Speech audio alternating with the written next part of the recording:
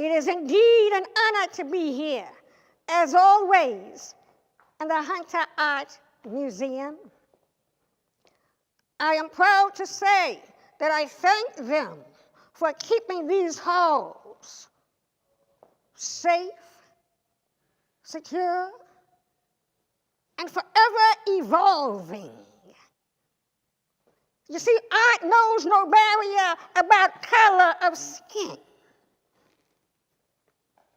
And the Hunter gets that. So I appreciate them for embracing that. You see, Dr. King said he had a dream that one day, everybody, the light skin, the brown skin, all the shades of the hues of life would one day be together and play together. Guess what? I'm mocha chocolate brown and I'm standing in the Hunter Art Museum for the third time with my sisters and brothers of all colors. Now, I could go on all night. If you know me, I can talk. So, what I would do is say that when we came to pick out our art to write the visions that we saw and write the verses, I was walking around, and as soon as I got to this point, the eyes, they grabbed me. And I was so enthralled with them, I really didn't even realize that it was Dr. Martin Luther King's picture. What I'm saying is, John Woodrow Wilson, who created this etching sort of as a spin-off to a commissioned piece of art for the rotunda in the capital of Dr. Martin Luther King. He wanted us to see that Martin Luther King was still a man, a human being, who had the weight of the world on his shoulders. And that's what grabbed me that day. So without further ado, I would like to share with you the mind's eye.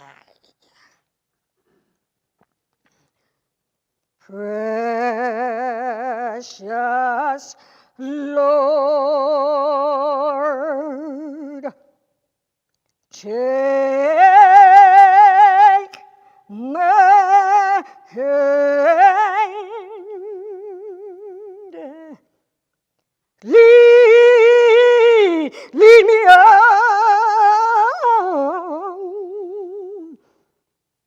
and let me stand.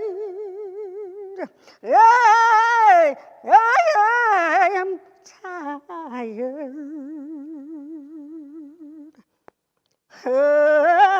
I am weak, and I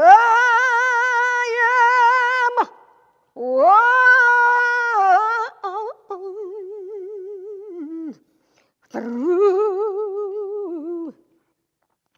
through the storm, through the night.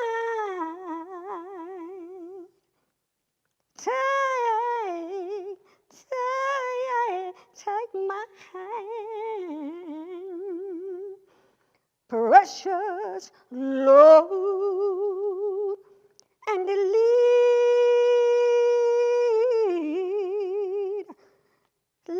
me home. The mind's eye sees what reaches mine high spirit, wrestling with thine own soul. Hell's hounds gnaw at my flesh with teeth of hate, violence, and impoverished nations, screams that haunt my soul. Their putrid breath blows of injustice and the chilly winds of time causing mankind's heart to harden and transgress against fellow brethren. I am but a man. Lo, I am weary and prostrate at your feet. I need you, O Lord. I need you to visit me in slumber of dreams. Show unto me things unforeseen by the mind's eye of man, that I may go forth and tell the revelation of that which is to come. Now I go to sleep, resting in your arms of sweet, sweet relief. Precious Lord,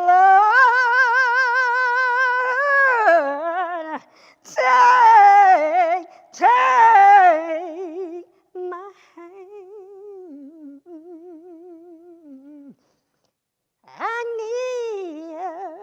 I want you to linger near. Precious Lord, and lead me home.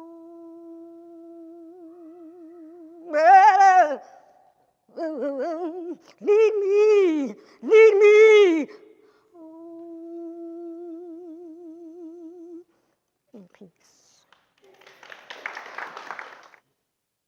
Everyone will be there, is what you said. But I'd rather be sitting on the edge of the bed, listening to Marvin Gaye with earphones in my head, because I really don't know what's going on.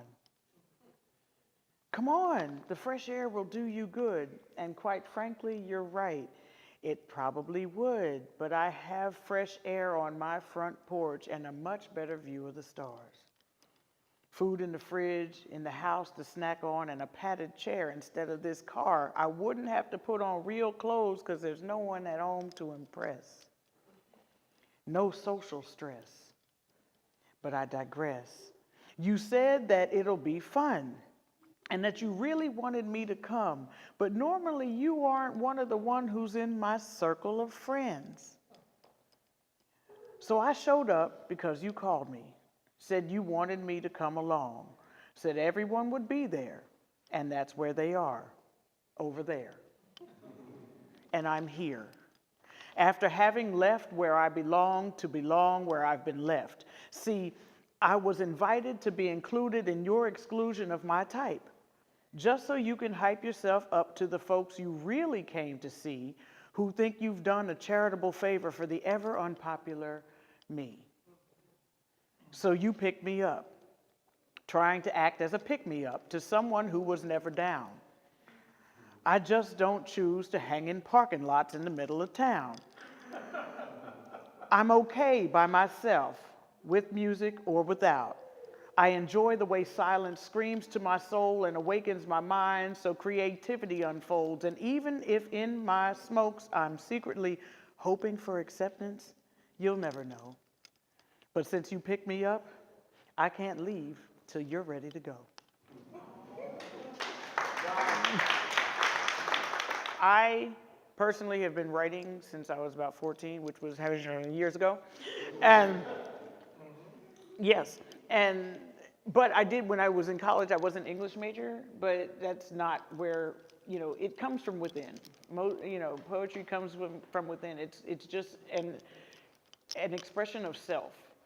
And a lot of times it's therapeutic, so to speak.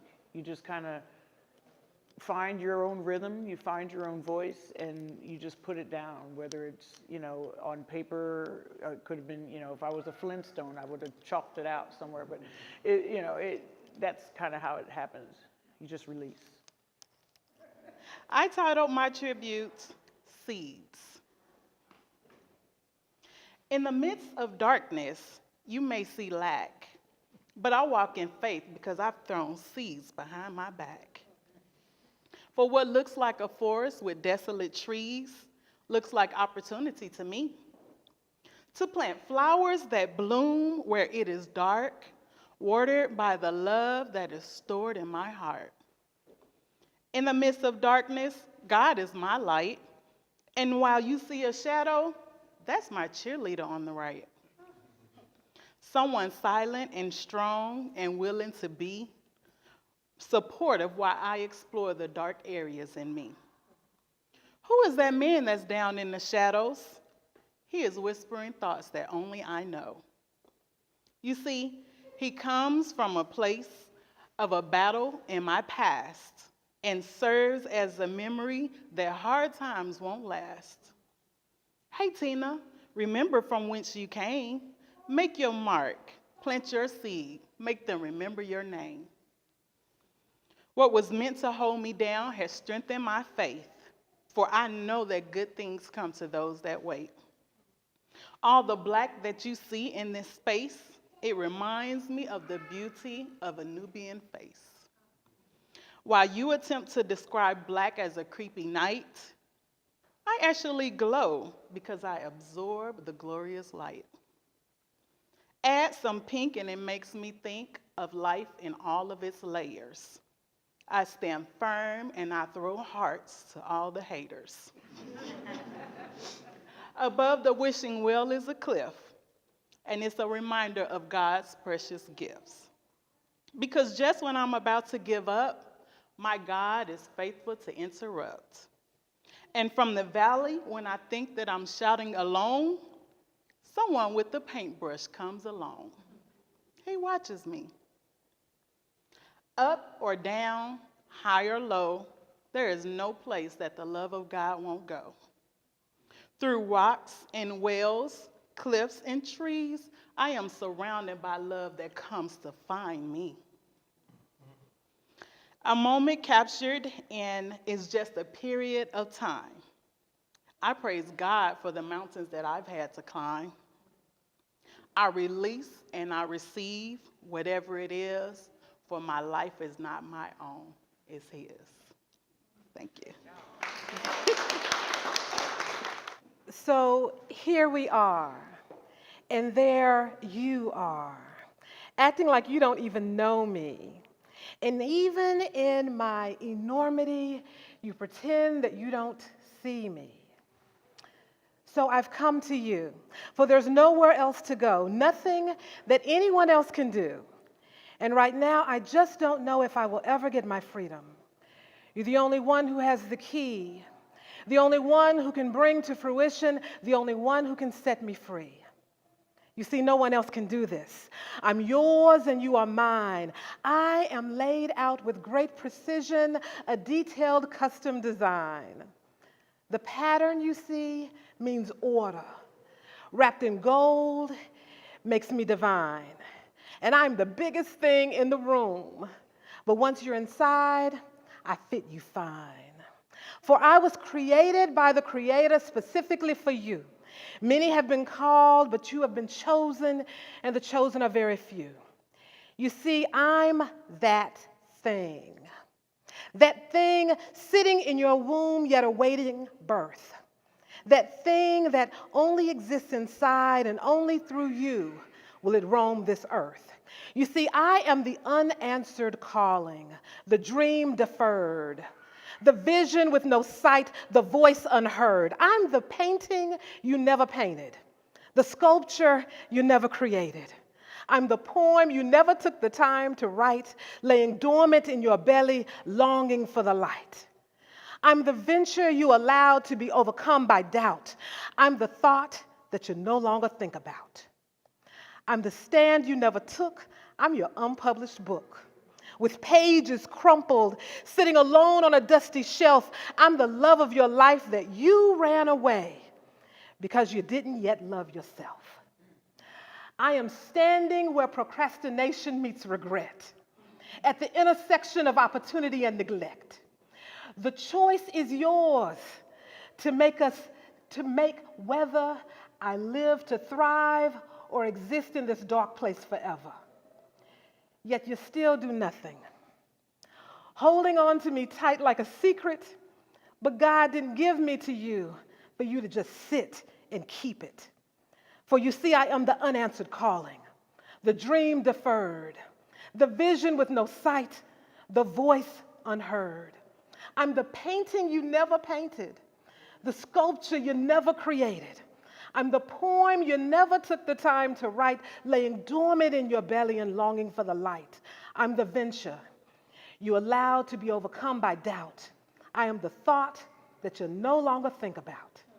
I'm the stand you never took, and I'm your unpublished book.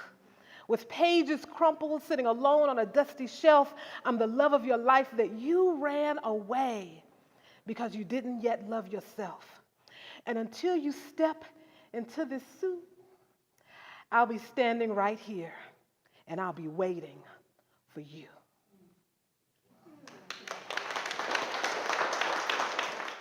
The first thing that I thought was, wow, that's huge. The second thought was phallic symbol. So yes. And I took pictures, and because I actually only met this artwork last Thursday. So I didn't have a lot of time to meditate on it, to pray over it. But I will tell you, I had a lot of fragments. I had, like most poets, I have like slips of paper, napkins all over the place. I had fragments. This poem did not take shape until about 1 o'clock today.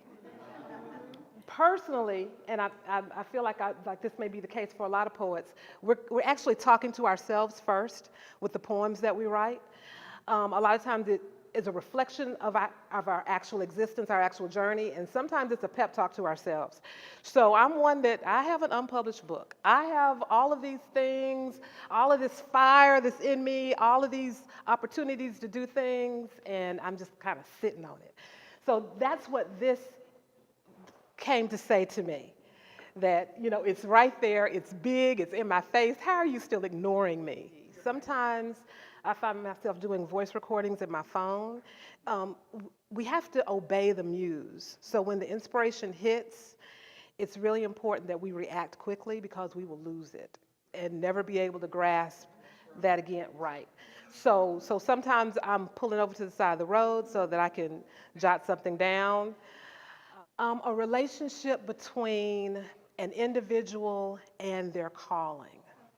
Whether it's a calling, a vision, their destiny, whatever that thing is that is implanted in you before the beginning of time that God put there, that you are saying, that's not for me, or I'm not ready, that's to be, whatever that thing is, that's the relationship that this is about.